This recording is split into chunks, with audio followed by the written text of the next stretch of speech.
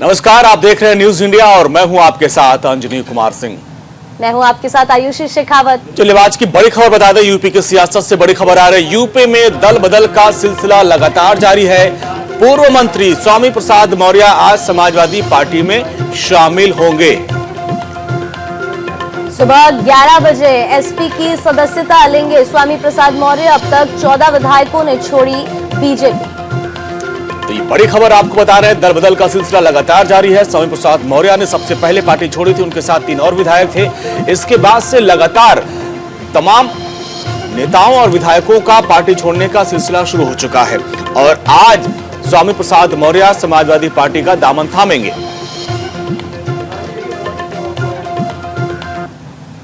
चलिए रुक कर लेते हैं एक और बड़ी खबर का। लखनऊ से बड़ी खबर सामने। पहले चरण के लिए आज से शुरू होंगे नामांकन। 58 विधानसभा सीटों के लिए होंगे नामांकन। पहले चरण में 11 जिलों की 58 विधानसभा सीटें। 21 जनवरी को नामांकन की अंतिम तिथि। प्रत्याशी नामांकन को ऑनलाइन भी दाखिल कर सकते हैं। सुविधा ऐप के माध्यम से ऑनलाइन आवेदन की सुविधा दी गई है। 58 विधानसभा सीटों में 9 सीटें आरक्षित हैं। नामांकन के समय जो गाइडलाइंस है उसके मुताबिक उम्मीदवार के साथ सिर्फ 2 लोगों की ही अनुमति दी गई है कि वो आगे जाएंगे नामांकन के लिए।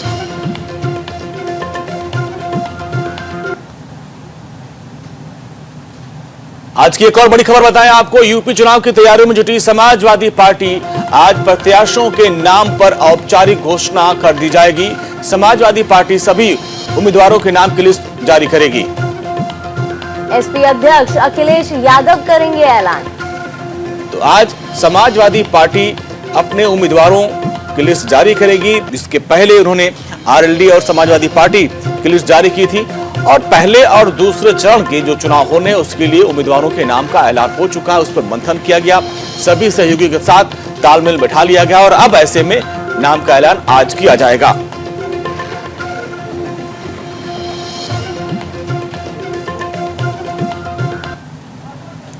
चलिए आगे बढ़ते हैं। यूपी में वोटिंग से पहले दल बदल का सिलसिला जारी है। 5 साल तक सत्ता का सुख भोगने वाले नेता अब क्यों दल बदल रहे हैं पाला। दरअसल दल बदल के इस खेल का आखिरी पड़ाव क्या है, कितनी सीटों पर इसका असर पड़ेगा, देखिए हमारी खास रिपोर्ट को।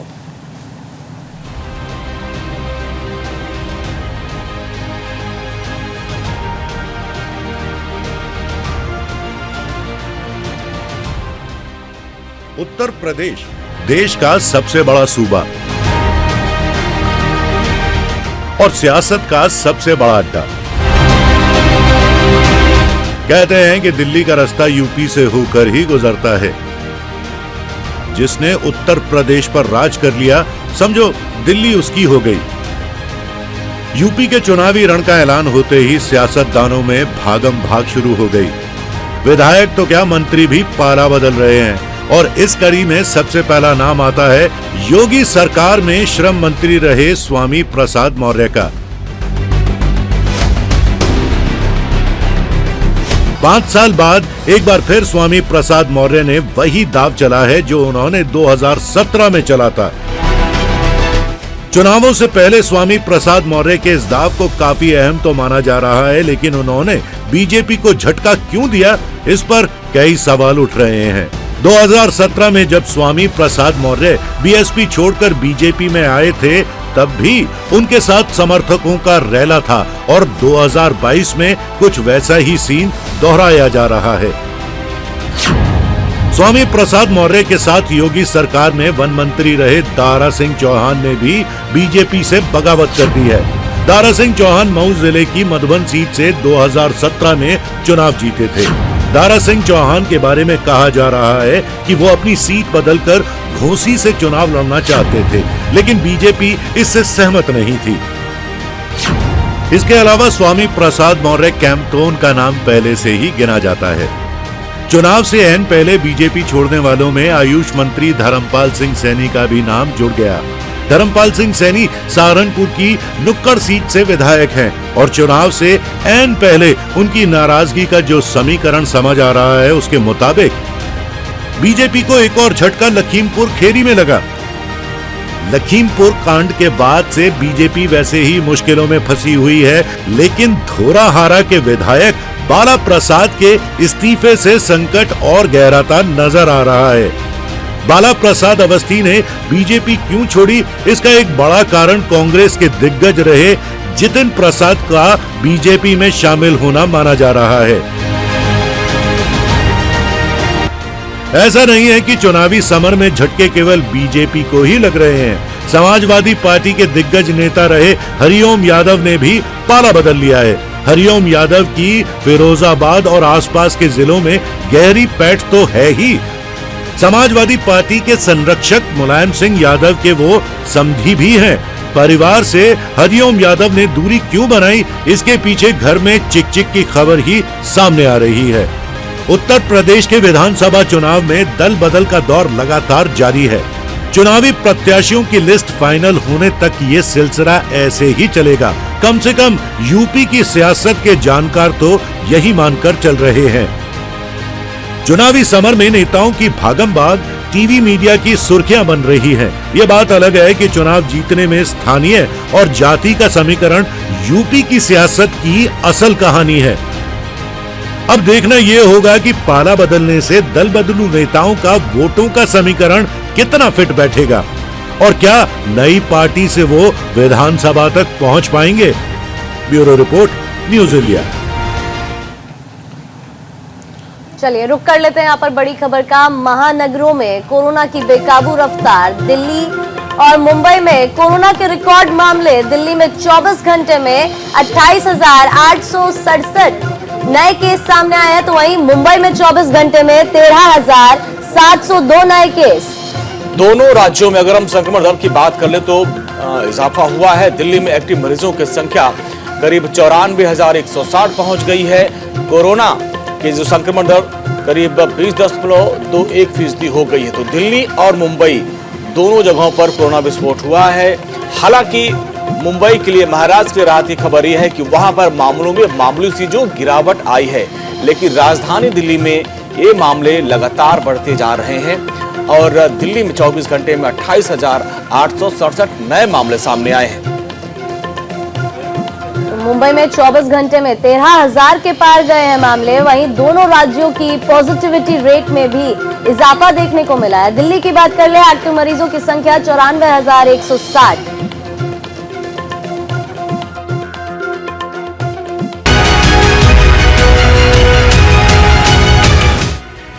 देश में कोरोना के रोज मिलने वाले मरीजों का आंकड़ा अब डराने लगा है।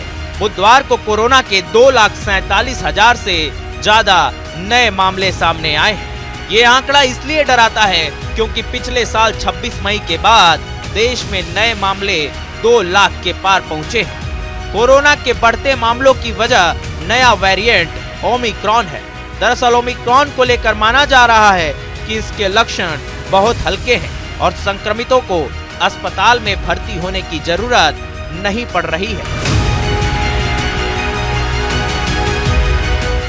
सरकारें भी इस बात का दावा कर रही हैं कि नए मामले जिस तेजी से बढ़ रहे हैं, उस तेजी से अस्पताल में भर्ती होने वाले मरीजों की संख्या नहीं बढ़ रही है।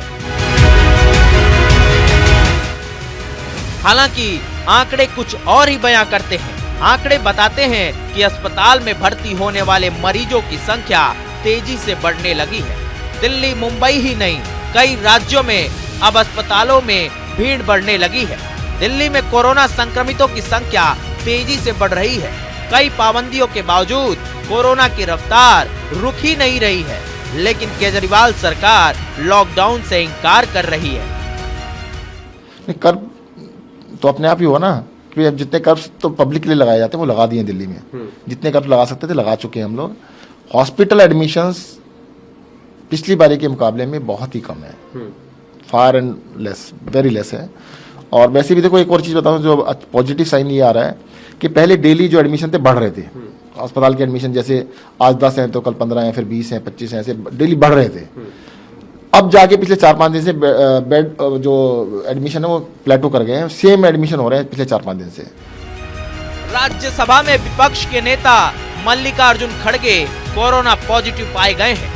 उनके कार्यालय ने एक बयान में कहा कि वे बिना लक्षण के हैं और होम आइसोलेशन में हैं। उन्हें कोरोना वैक्सीन की दोनों डोज लगाई जा चुकी है। वहीं असम के राज्यपाल जगदीश मुखी कोरोना संक्रमित हो गए। फिलहाल उन्हें अस्पताल में भर्ती करवाया गया है। महाराष्ट्र की बात करें तो 1000 से ज्यादा की बढ़ोतरी हो गई है। राज्य में पॉजिटिविटी रेट दोबारा 16% से बढ़कर सीधे 22% हो गया है। पुलिस कर्मियों पर तो कोरोना का सबसे ज्यादा कहर है। राज्य में अब तक 265 पुलिस कर्मियों की मौत हो चुकी है।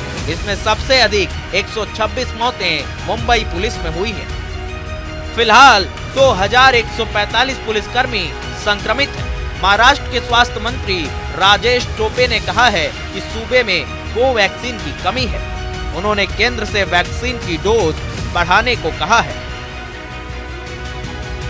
कर्नाटक में हाउसिंग सोसाइटियों या अपार्टमेंट परिसरों के लिए नई एडवाइजरी जारी की गई है।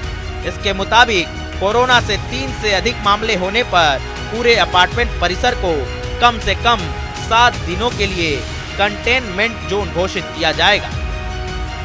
सभी निवासियों का टेस्ट किया जा रहा है।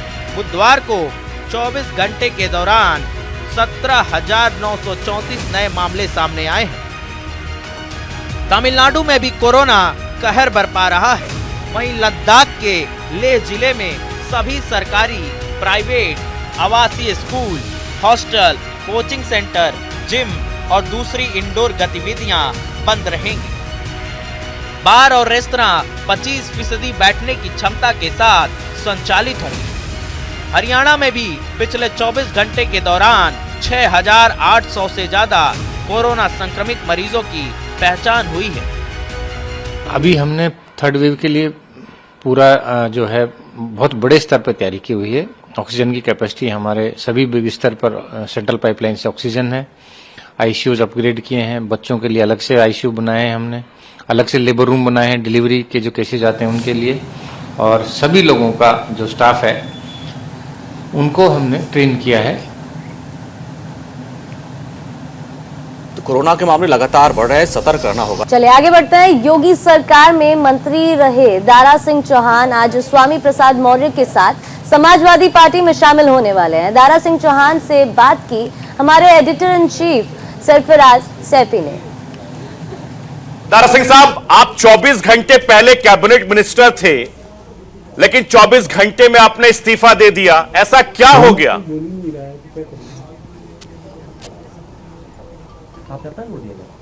देखिए, आपको भी पता है कि पिछले 5 सालों में जब भारतीय जनता पार्टी की सरकार बनी, इस प्रदेश का बहुत बड़ा समाज जो जिसे पिछड़ा कहते हैं, पूरी शिद्दत के साथ भारतीय जनता पार्टी की सरकार बनाने में अपना सहयोग दिया।